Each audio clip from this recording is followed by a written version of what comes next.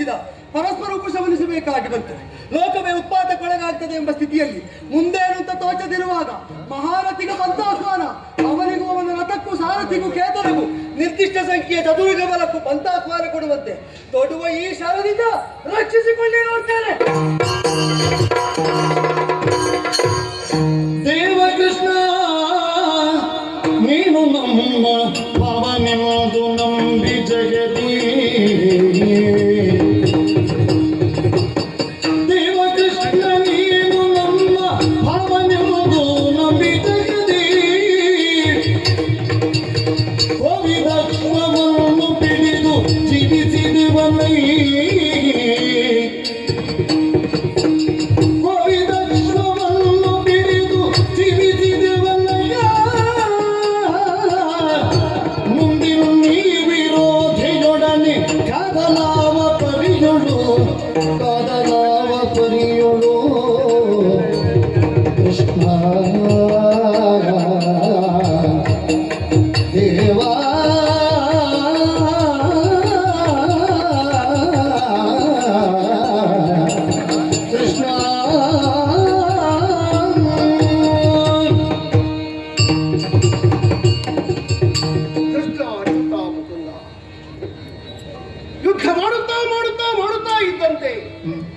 ಏನೋ ಒಂದು ತರನಾದಂತಹ ಹಿನ್ನಡೆ.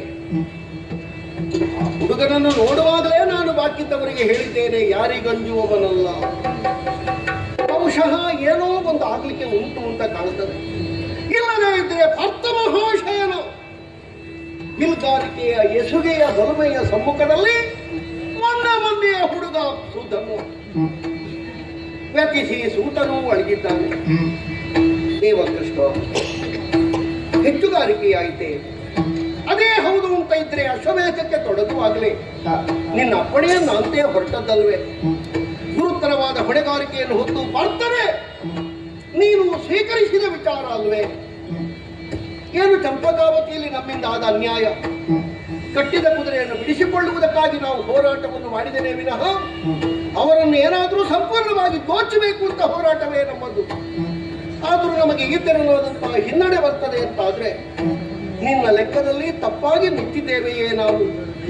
ಅಚ್ಯುತ, ಸುದರ್ಶನ ದಾರಿಯಾದಂತಹ ನೀನು ಈ ಚಂಪಕಾವತಿಯ ದಾರಿಯನ್ನು ನೋಡದೇ ಇದ್ದರೆ ನಮಗೆ ದಾರಿಯೇ ಕಾಣುವುದಿಲ್ಲ ಪ್ರಭು.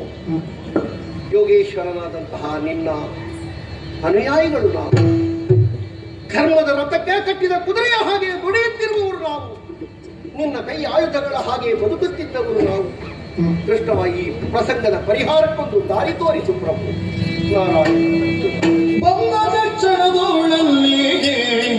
ಗೋವಿಂದ ನುಲಿದು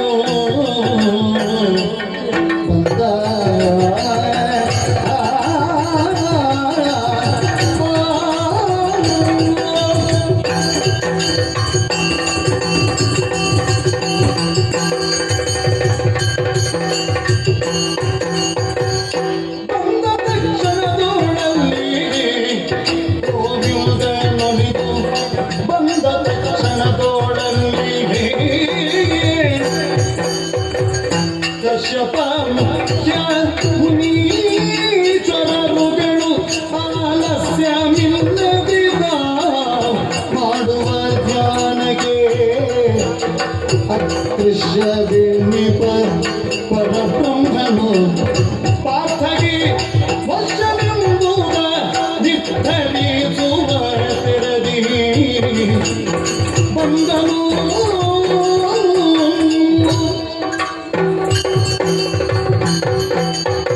ಬಳಿಕ ಚರಣಕ್ಕೆ ಮಣಿದ ಪಾತನ ಸಿಡಿದು ಬಿಗಿದ ಪುದನೇ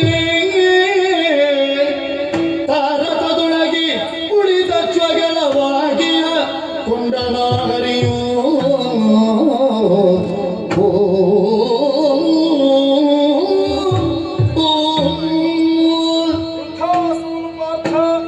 ದೇವರೇ, ಹಸ್ತದಲ್ಲಿ ಬೆರಳುಗಳು ಹೇಗೆ ತಂಗಳನ್ನು ಕಾಪಿಡುವುದಕ್ಕೆ ರೆಪ್ಪೆ ಹೇಗೆ, ಹಾಗೆ ಮಿತ್ರನಾದವನು ಸದಾಕಾಲ ತನ್ನ ಸನ್ಮಿತ್ರನನ್ನು ಕಾಯುವುದಕ್ಕೆ ಕಂಕಣಬದ್ಧರಾಗಿರಬೇಕು ಅನ್ನುವುದು ರಾಮಾದರ್ಶವಾದದ್ದು.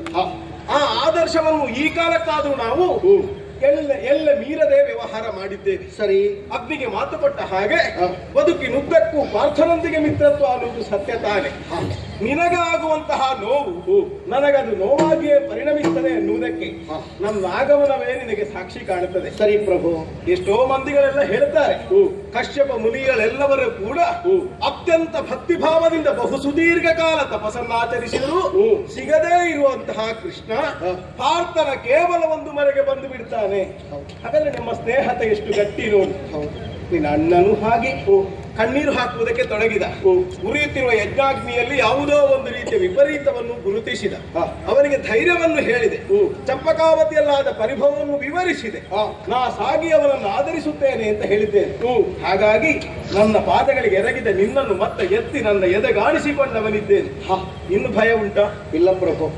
ನೀನು ಏರಿ ಬಂದ ಗರುಡನ ರೆಕ್ಕೆಯಿಂದ ಅದು ಎಲ್ಲರೂ ಎದ್ದಿದ್ದಾರೆ. ಹೌದು, ಬಿದ್ದವರೆಲ್ಲ ಸಚೇತನರಾಗಿದ್ದಾರೆ. ಈಗ ಮುಂದಿನ ಈಗ ನಿನ್ನ ಸಾರಥಿ ಅವ ಸತ್ತಿದ್ದಾನೆ. ಹೌದಲ್ಲ? ಅವನ ವ್ಯಥೆಯಿಂದಲೇ ಸತ್ತದ್ದಲ್ವ? ನಾನು ಬರಬೇಕು ಅನ್ನುವುದು ನಿನ್ನ ವ್ಯಥೆ ತಾನೆ. ಸರಿ, ಯೋಚನೆ ಮಾಡಬೇಡ. ರಥವನ್ನು ನಡಲು ಸಾರಥಿಯಾಗಿ ನಾನೇ ಇರ್ತೇನೆ. ಕುದುರೆಯ ವಾಘೆಯನ್ನು ಹಾಗಾದ್ರೆ ಯುದ್ಧವೇ ಮುಂದುವರಿಯುವುದು. ಯುದ್ಧವನ್ನೇ ಮಾಡಿ.